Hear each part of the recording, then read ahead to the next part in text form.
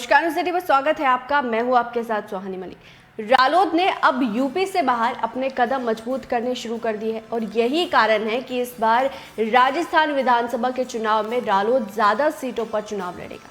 राजस्थान के साथ ही रालोद की हरियाणा पर भी नजर टिकी हुई है। इसका बड़ा कारण है इंडिया गठबंधन में रालोद को खास तवज्जो मिलना।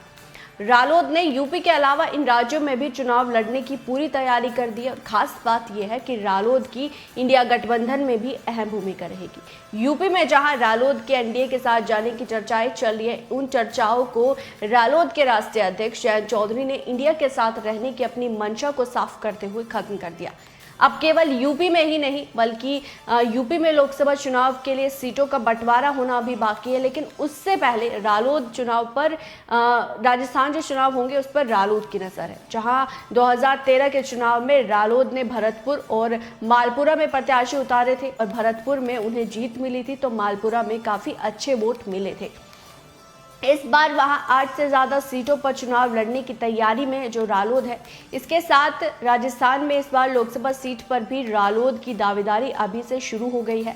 रालोद के राष्ट्रीय अध्यक्ष जयंत चौधरी खुद कहते हैं कि इस बार राजस्थान में ज्यादा सीटों पर चुनाव लड़ा जाएगा। वहीं लोकसभा चुनाव के पहले ठीक बाद यहाँ हरियाणा में चुनाव होने हैं तो वहां भी यूपी से लगे जिलों पर रालोद की जो नजरें है वो है। इस बार हरियाणा में भी कांग्रेस के साथ मिलकर 2 सीटों पर प्रत्याशी उतारने जा रही है रालोद की। इसलिए ही दोनों जगह सक्रियता बढ़ती जा रही है क्योंकि इंडिया में कई हिस्से मिलने से अहम भूमिका में यहाँ रालोद रहेगी। इंडिया गठबंधन में जहां अभी तक रालोद अध्यक्ष जयंत चौधरी को काफी जो तवज्जो है वो मिल रही है, वहीं अब रालोद के कई पदाधिकारियों को इंडिया में कई जिम्मेदारी मिली है।